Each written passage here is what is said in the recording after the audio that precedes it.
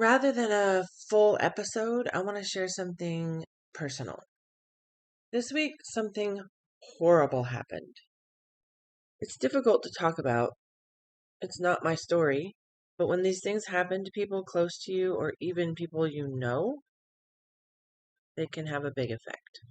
And even though it's not my story, it didn't happen to me, it's had a huge effect on me. I've definitely been processing a myriad of thoughts and feelings. All the stages of grief, the shock, everything. I'll tell you what happened so you have context, but again, it's not my story to tell. This particular situation is like so many. I think all of us know someone who has been involved with a narcissist. And I don't mean the way everyone throws that word around, as if it means a little too self-centered or selfish. No, I'm talking about a full-blown textbook narcissist, the kind of person who really does not have empathy for other people and only does things if it benefits them in some way, to the extreme that they hurt other people.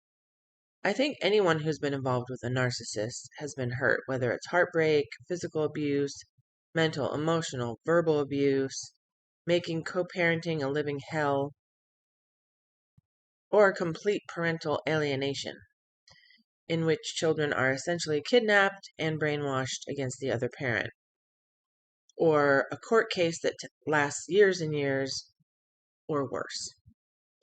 And this situation that I knew would end up being some of those things, tragically was the rare or worse. In short, this friend had endured at least 10 years of her husband's abuse.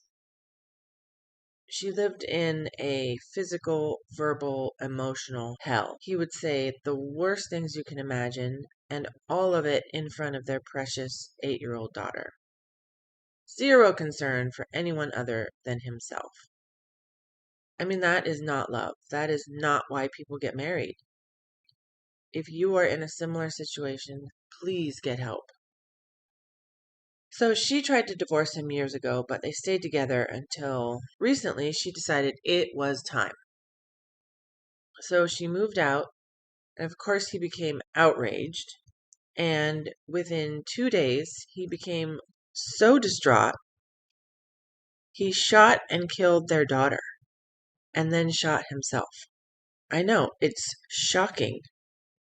I've been processing this for a week, and it's just impossible to wrap my head around it.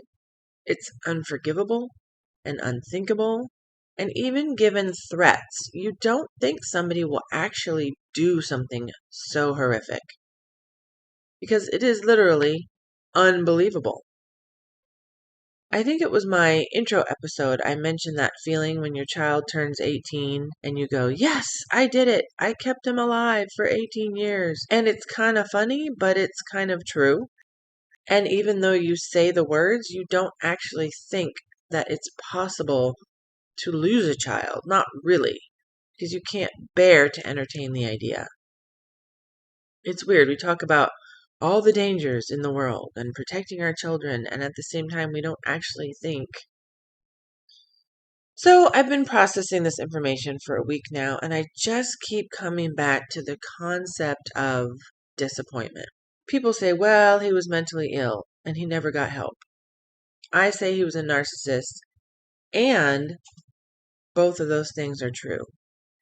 And when both of those things are true, very, very bad things happen. But what keeps coming up for me is disappointment. He was so unable to handle feeling disappointed that he actually thought the best way to end his own suffering, and that's the narcissist, it's all about his suffering, was to kill his own child to punish his wife for leaving. It was essentially an adult temper tantrum. That's not the first time that I've thought that about grown-ass men in my life. Not naming names. Honestly, I think it about myself. How do you behave when you don't get your way? When I don't get my way, sometimes it's not pretty. I've not always been the model of handling things with grace and dignity. When I look at gang behavior, I think the same thing. This attitude that you can just go through life expecting to get what you want, and when you don't, you hurt someone else. I don't believe that we are here on this earth to push each other around and act like children when we don't get our way. I think the true difference between immaturity and maturity is our ability to handle disappointment. Disappointment is a guarantee in life. It's part of the human experience. And when a person cannot handle feeling disappointed, bad things happen. Anywhere from not that bad to very, very bad. Starting when my son was little, I took him to toy stores purposely so he would learn to take no for an answer. I didn't look at it through this lens of maturity equals being able to handle disappointment at the time, but that's what it was. I took him to toy stores so that he could practice managing his disappointment. I understand why parents would rather never take their kid to a toy store. I don't want to disappoint my child either, but I also didn't want a kid who thinks a tantrum is the way to get what he wants. I did this for me, 100%. I wanted a peaceful relationship with my kid. But the result is a kid who handles disappointment as well as all of his other feelings better than most, including me. So how do you handle disappointment? Put in the comments below. I really want to know what you do when you're disappointed, heartbroken, or your expectations are not met. If you're anything like me, you've had to figure this out on your own. Luckily, I found personal growth and coaching and have found my own amazing coaches. And as my coach Tyson says, feel your goddamn feelings. He's Australian. My accent is terrible. Because if you don't feel them, admit that you have those feelings. Your feelings will have you. Like Glenn Close in Fatal Attraction, your feelings will not be ignored. When we deny our feelings, they turn into overeating, alcohol abuse, drug addiction, depression, and even mental illness and hurting each other. So I implore you to allow yourself to have feelings rather than pretending you don't. Trust me, I get it. My motto for years has been, I'm fine. I'm fine. In another episode, we will go through the process of feeling your feelings and comforting yourself.